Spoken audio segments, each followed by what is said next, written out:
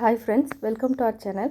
இன்றைக்கி நம்ம இந்த வீடியோவில் இந்த மழை காலத்தில் வர சளி, இருமல், தொண்டை கரப்புக்கு ஏற்ற மாதிரியான சூப்பரான ரசம் ரெசிபி 2 தான் பார்க்க போகிறோம். ஃபஸ்ட்டு வெற்றிலை ரசம் பார்க்கலாம். நெக்ஸ்ட்டு வந்து மிளகு ரசம் எப்படி செய்யலாம்னு பார்க்கலாம்.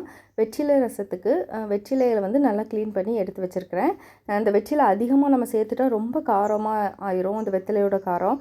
அதனால் 2 அல்லது 3 இலைகள் கரெக்டாக இருக்கும். ஒரு 2 பேர் அளவுக்கு, 2 பேர்லேருந்து 3 பேர் சாப்பிட்றதுக்கு கரெக்டாக இருக்கும். இப்போ நம்ம ரசத்துக்கு என்னென்னலாம் கொஞ்சம் பொடி பண்ணணும்னு பார்க்கலாம். 1 ஸ்பூன் அளவுக்கு மிளகு, 1/2 ஸ்பூன் சீரகம், ஒரு 6 பல் அளவுக்கு பூண்டு எடுத்துருக்கிறேன். இதனுடைய நம்ம வெத்தலையும் கிள்ளி சேர்த்துக்கலாம். இன்றைக்கி நான் சின்ன சைஸ் வெத்தலை இருக்கிறதுனால 3 வெத்தலையை நான் எடுத்துருக்கிறேன். இதை இந்த மிக்சியிலே நம்ம லைட்டாக பிச்சு போட்டோம் அப்படின்னா 1 2மா நம்ம குறன்னு அரைக்கணும். அப்போ நமக்கு நல்லாவே அரைப்பட்டுரும்.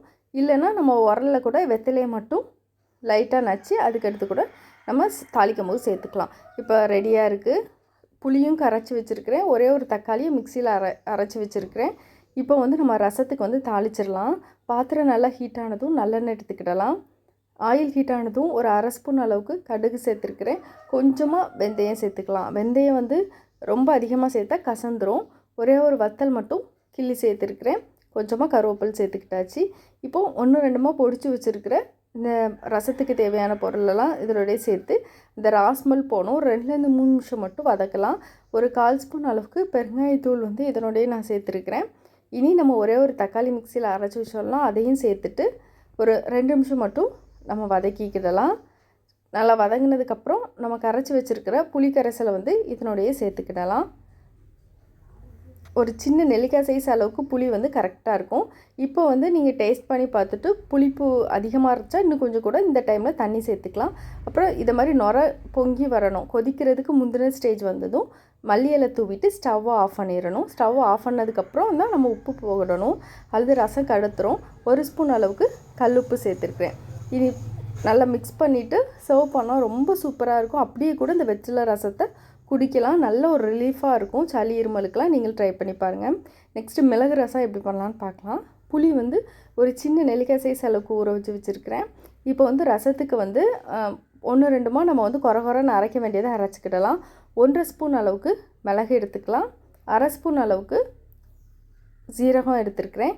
இதனுடைய கொஞ்சமாக கருவேப்பிலை கொத்தமல்லி சேர்த்துருக்கலாம்.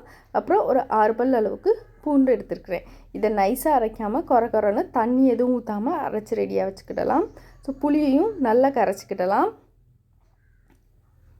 இது கூடயே ஒரு தக்காளியை நல்லா இதனுடைய கரைச்சிக்கிடுவோம். நம்ம கைட்டே கரைக்கும் போது டேஸ்ட் ரொம்ப நல்லாயிருக்கும்.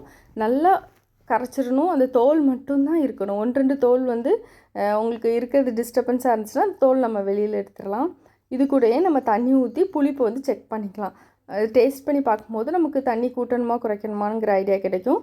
இது கூட ஒரு 1/4 ஸ்பூன் அளவுக்கு மஞ்சள் தூள் போட்டிருக்கேன். இப்போ தாளிக்கிறதுக்கு நல்லெண்ணெய் ஊற்றிட்டு கடுகு சேர்த்துருக்கிறேன்.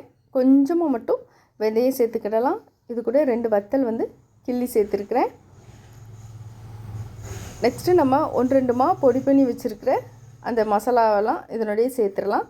முழுசாக கருவேப்பிலையும் கொஞ்சம் சேர்த்துருக்கிறேன். இதனோட ராஸ்மல் போட்டும் ஒரு பிஞ்ச் அளவுக்கு மட்டும் பெருங்காயத்தூள் இதனுடைய சேர்த்துக்கிடலாம். இப்போ ராஸ்மல் போயிட்டு நம்ம கரைச்சி வச்சுருக்கிற புளி தக்காளி 2 சேர்ந்து கரைசலை இதனுடைய சேர்த்துடலாம்.